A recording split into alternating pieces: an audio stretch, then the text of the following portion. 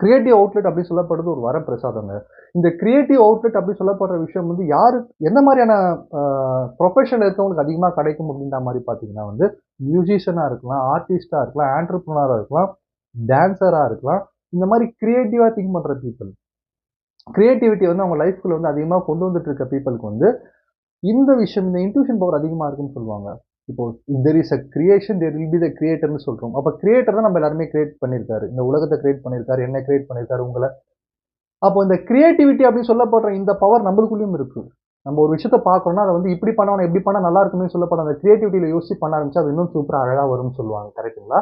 அப்படி கிரியேட்டிவிட்டிய நம்புற பெர்சன்ஸ் இந்த மாரி மியூசிஷியன், ரைட்டர்ஸ், டான்சர்ஸ், ஆன்டர்பிரினியர்ஸ், ஆர்டிஸ்ட் இந்த மாரி பீப்பிள்லாம் அவங்களுடைய கிரியேட்டிவிட்டி அதிகமா நம்புறதுனால பிலீவ் இன் யுவர்செல்ஃப் அவங்க மேல அவங்களுக்கு அதிகமா நம்பிக்கை இருக்கும். அவங்க அவங்க ஹார்ட்ட ஃபாலோ பண்ணுவாங்க. அவங்க பயங்கரமான பணத்த ஜெனரேட் பண்றாங்க. பயங்கரமான ரிஸ்க்